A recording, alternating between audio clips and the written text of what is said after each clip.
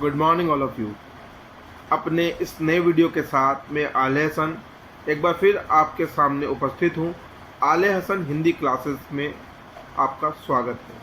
अगर अभी तक आपने हमारे चैनल सब्सक्राइब नहीं किया है तो सबसे पहले हमारे चैनल को सब्सक्राइब कीजिए, बेल आइकन को दबाइए ताकि आपको रोज़ रोज़ नई नई अपडेट और नोटिफिकेशन प्राप्त होते रहें।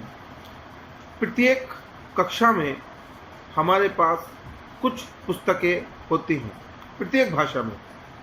वैसे ही हिंदी भाषा में भी हमारे पास कक्षा 6, 7, 8 में बसंत, कक्षा 9 और 10 में क्षितिज होती है।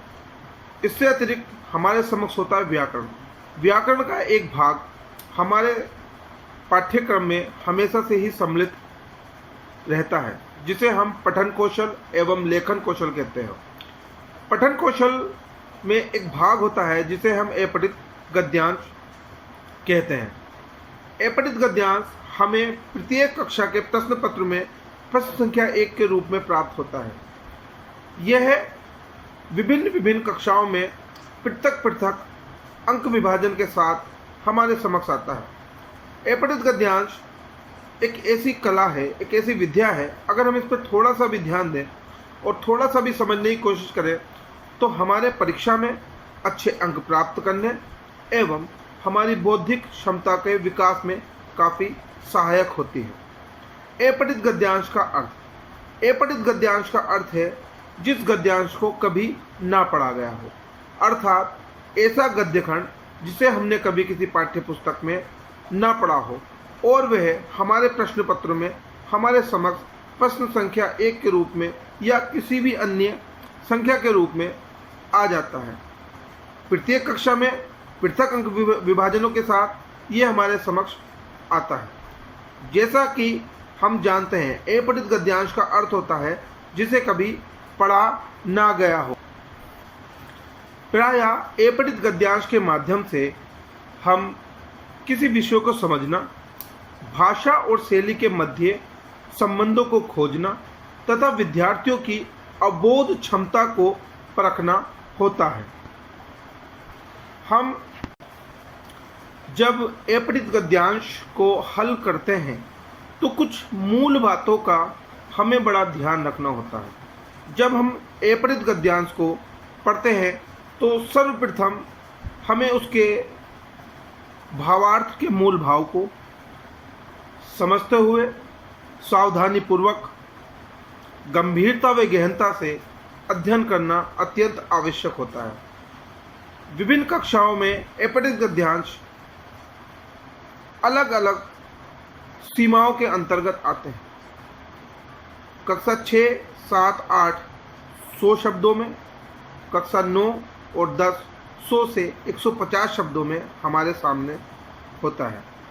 जब हम अपठित गद्यांश का गहनता से अध्ययन करते हैं उसके उपरांत ही वह हल करने योग्य हमारे मस्तिष्क में बैठ जाता है या समझ में आने लगता है। अब हम अपठित गद्यांश को हल करने के लिए कुछ बातों का विशेष ध्यान रखेंगे ताकि हम आसानी से कुशलतापूर्वक अच्छे से अपठित गद्यांश को हल कर पाए। हमें यह आवश्यक रूप से सुनिश्चित करना चाहिए कि जो अपठित गद्यांश हमारे समक्ष है वह सर्वप्रथम हमारी समझ में आना चाहिए। तो उसके लिए हम उस अपठित गद्यांश को 2-3 बार अच्छे से पढ़कर आत्मसात करने, समझने का प्रयास करेंगे। उसके उपरांत गद्यांश में दी गई महत्वपूर्ण सूचनाओं को रेखांकित करेंगे जिससे विषय वस्तु को हम भली भांति समझ सकें। पठन कौशल वाले प्रश्नों को हल करने के लिए यह आवश्यक है कि हम उस दिए गए अपठित गद्यांश को भली भांति पढ़कर आत्मसात कर लें। उसके उपरांत गद्यांश में दी गई महत्वपूर्ण सूचनाओं को हमें रेखांकित कर लेना चाहिए। जैसे मुख्य तौर पर गद्यांश के अंदर अगर कहीं समय अर्थात दिनांक, दिया गया है या कोई सन दिया गया है तो हमें उसे रेखांकित कर लेना चाहिए। किसी व्यक्ति विशेष का नाम, उसको रेखांकित कर लेना चाहिए। किसी स्थान, जगह, समारोह आदि का वर्णन या किसी विशेष प्रकरण के विषय में अगर वह बताया गया है तो उसको हमें रेखांकित कर लेना चाहिए। उसके उपरांत गद्यांश में दिए गए कठिन शब्दों, मुहावरों, सूक्तियों एवं महापुरुषों के बोले गए वचनों को रेखांकित कर लेना चाहिए। जब हम अपहृत गद्यांश के इन विशेष या मुख्य बिंदुओं को रेखांकित कर लेते हैं तो प्रश्न हल करने में हमें बहुत ही अधिक सहायता मिलती है। गद्यांश को पढ़ने के बाद विभिन्न प्रकार के प्रश्न गद्यांश के बाद दिए गए होते हैं। उसमें से एक प्रश्न आता है जिसमें ये पूछा जाता है कि उपरोक्त गद्यांश का उचित शीर्षक बताइए। उचित शीर्षक, शीर्षक के विषय में एक बड़ी ही ध्यान रखने योग्य बात है। जब हम उस गद्यांश का शीर्षक लिखते हैं तो शीर्षक हमें कम से कम एक शब्द या अधिकतम 2 या 3 शब्दों में या बहुत ही अगर आवश्यकता हो तो 3 या 4 शब्दों में उस गद्यांश का हम शीर्षक लिख देते हैं। बहुत बार मैंने देखा है कि जब यह प्रश्न आता है कि उपरोक्त गद्यांश का शीर्षक लिखो तो बच्चे पूरे पैराग्राफ लिख देते हैं, जबकि ये सर्वथा ही अनुचित है। किसी भी गद्यांश के लिए, जैसे हम बहुत सारे पाठ पढ़ते हैं, हम आगे चलेंगे तो अपनी पाठ्य पुस्तक में जैसे क्षितिज में है बहुत सारे पाठ हैं हमारे, जैसे सूर के पद हैं, भ्रामर गीत है, परशुराम लक्ष्मण संवाद, भाल गोविंद भगत, या इस जल पिल्ले में ये कृतिका का है, मेरे संग की औरतें। अगर हम देखें तो सभी पाठ जितने भी हमारे समक्ष पाठ आते हैं उनके जो शीर्षक हैं एक शब्द से लेकर 2, 3, 4 शब्द तक ही मुख्यतः होते हैं। कभी कभी ऐसा होता है कि किसी पाठ का शीर्षक अधिक लंबा हो जाता है, परंतु यह आवश्यक नहीं कि हम हर गद्यांश को एक बहुत लंबा शीर्षक दें। जितना छोटा कम शब्दों में हम शीर्षक देंगे उतना ही प्रभावी वह हमेशा रहता है। उसके बाद गद्यांश को ध्यानपूर्वक पढ़ने के बाद उसके प्रश्नों को बड़े ध्यानपूर्वक पढ़ना चाहिए। जब हम प्रश्नों को बहुत ज़्यादा ध्यानपूर्वक पढ़ लेंगे तो उसके उपरांत ही हमें प्रश्नों के उत्तर लिखना प्रारंभ करना चाहिए। एक अन्य बात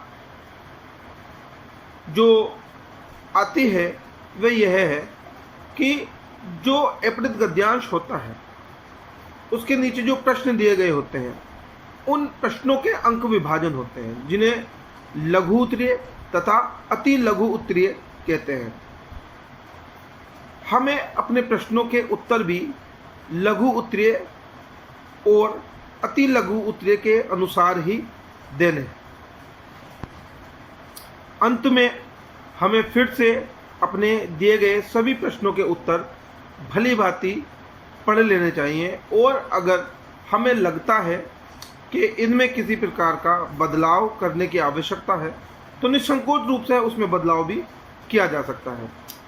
यह अपहृत गद्यांश कक्षा 7, 8, 9 एवं 10 सभी कक्षाओं में समान रूप से आता है, तो यह वीडियो सभी कक्षाओं के लिए समान रूप से लागू होती है। और एक छोटा सा संदेश जैसा मैं अपनी हर वीडियो में देता हूँ, जैसा कि हम सबको पता है कि वैश्विक महामारी का दौर है।